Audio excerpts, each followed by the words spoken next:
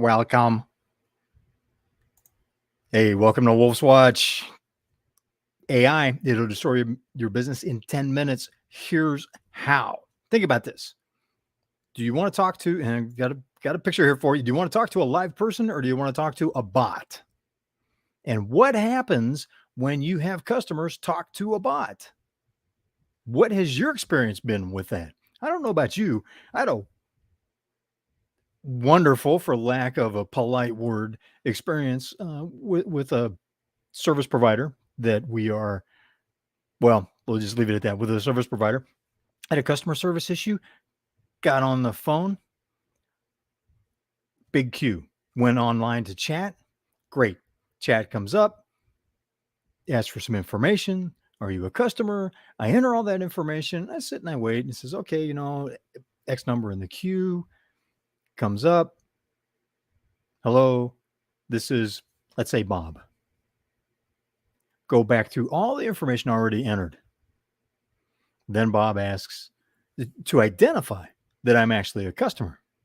Account number, access, just several things. Okay, go fine. We redo that. How may I help you? Go back through that again, because in the original chat submittal, I had said, here's the problem that I'm having. This is what I need some help with. Not sure how to do this, or am I doing something wrong? So Bob asked for the information. He goes, sorry to hear that. I understand how you feel. It's very frustrating. One moment, let me check your account.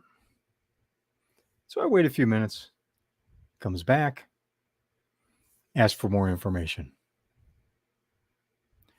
I provide the information, a little bit more description, and then it says, have you tried resetting? Like, say, for example, if it was a cell phone, it wasn't in this case, but say it was a cell phone, have you tried, shutting it off and turning it back on? It's like, yeah, I've done that. Answer back. Okay, one moment, please.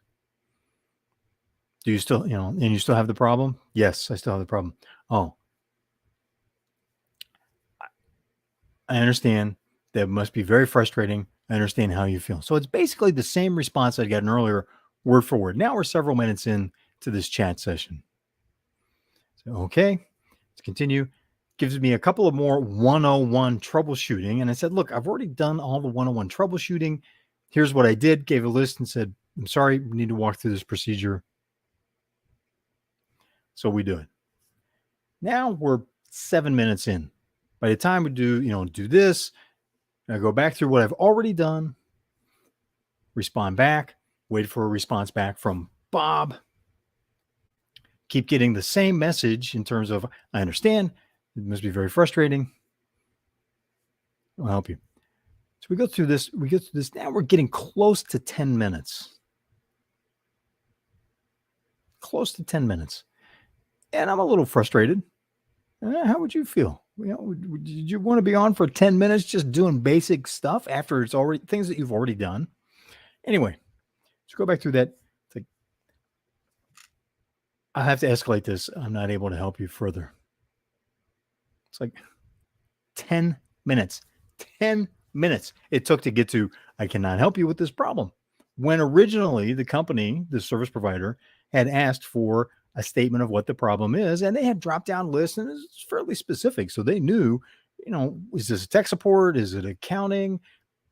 Or do you want to, are you canceling an account? Are you opening a new account? All these things layered in. Got to the tech support. 10 minutes later, I have to escalate this. And guess what? Go right back in the general queue. Start all over again. 10 minutes later, we're getting to the same point. Guess what? Can't help you. Back in the general queue. The problem is that company is using AI bots. They're scripted and they're scripted to a certain procedure they need to follow. They cannot deviate beyond that. And even though they use supposedly artificial intelligence, they can think a little bit and problem solve. They have limits on what they're allowed to do before they can escalate. Now, I wanted to immediately escalate after the second 10-minute time. So I'm online for 20 minutes now. attempting to solve this problem. Here's how artificial intelligence will destroy your business in 10 minutes when you put it in between you and your customer at the wrong time. At the wrong time.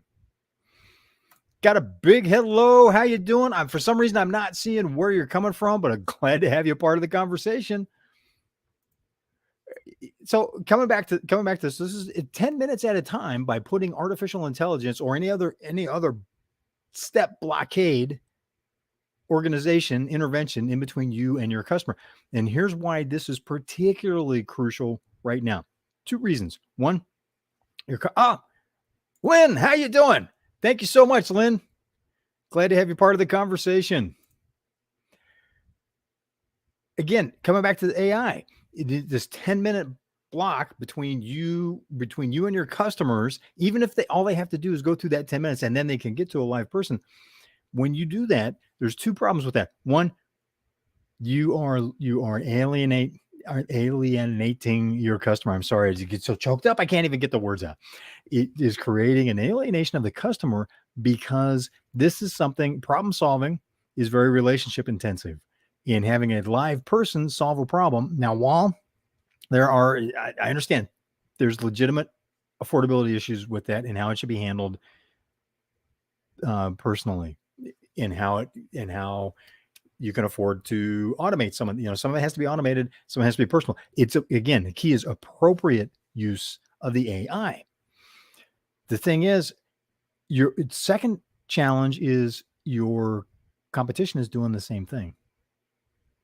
Now, why is that a problem? If it's an industry standard, that's not a problem, right? Wrong. It's an opportunity. That is an opportunity for you to have much better customer service by tuning that in a way that you balance your financial realities, your cash flow realities with what you're investing in customer service. And here's a bonus. Here's a third bonus on that. In these times right now, when you have high inflation, we're starting into a recession. Numbers are out. Feds are saying that we saw the beginning of a contraction of the economy in first quarter. That appears to be continuing. If it does through second quarter, then it's officially a recession. And we're back into officially the stagflation of the 70s. So you need to prepare for that. Part of preparing for that is you need real-time information, and customer relationships are so important in this type of a cycle that you need all of your customer-facing contact to work at A, relationship maintenance and going deeper with your customers, B, taking care of the customers so that they know you care and you are and perceive you as a better option than your competition, who are probably doing a little bit more of this, a little bit more arm's length in order to cut costs. And C, the third thing is it gives you market intelligence that you need. You need to learn from those customers. You need to learn from your frontline people, your customer service people, your sales people, anyone else that has frontline customer contact, that has face-to-face customer contact, phone-to-phone customer contact, text, however it happens. You need that information coming back to you and your team and the rest of the company in real time in order to be able to adapt, right? To do those shifts, adapt. This is an overused word, but pivot, right? It's what do you need to adapt? We're done with the pivoting from the last 2 years, okay? So let's just high five on that, right? Give me a high five. We're done with the pivoting from the last 2 years. You need to adapt to market realities, though. What is changing week to week, month to month in your marketplace? And that information needs to come in. So it's very dangerous to put an automated process in between you and your customer.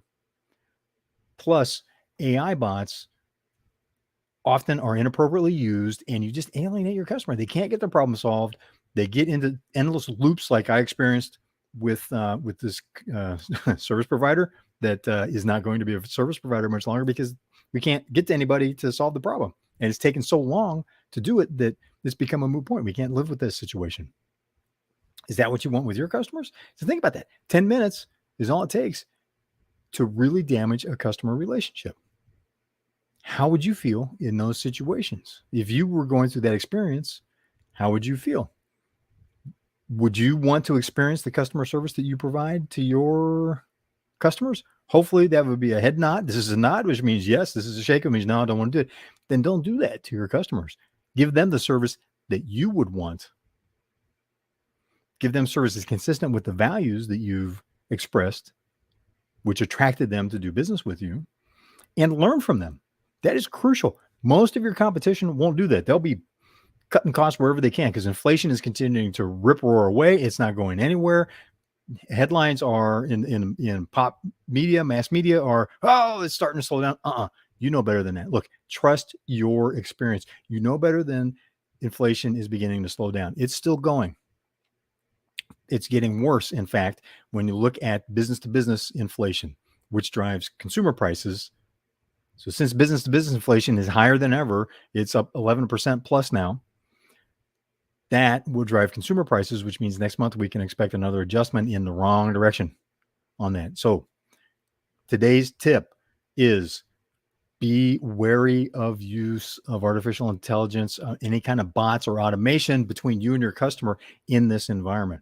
Understand there's economic realities, not ignoring that. I'm just saying, make sure it's you're providing an experience that you are providing direct, immediate access where it makes sense, where it's appropriate, and test the customer service experience.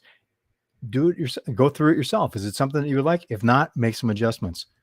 You will thump your competition by being able to get more information from your market and adapt faster, and also by having deeper relations with your customers, deeper relationships, easy now, deeper relationships with your customers.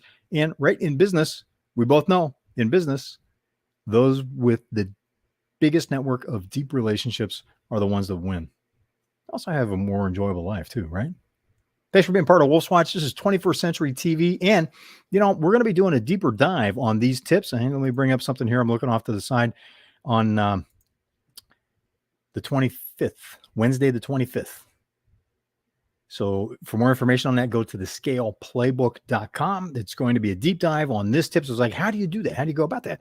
It's going to be a deep dive on that and a bunch of other tips to scale your business during high inflation and now the recession that we are officially sliding into. Thanks for being part of Wolf's Watch. I'm Wolf, and I will see you on the trail.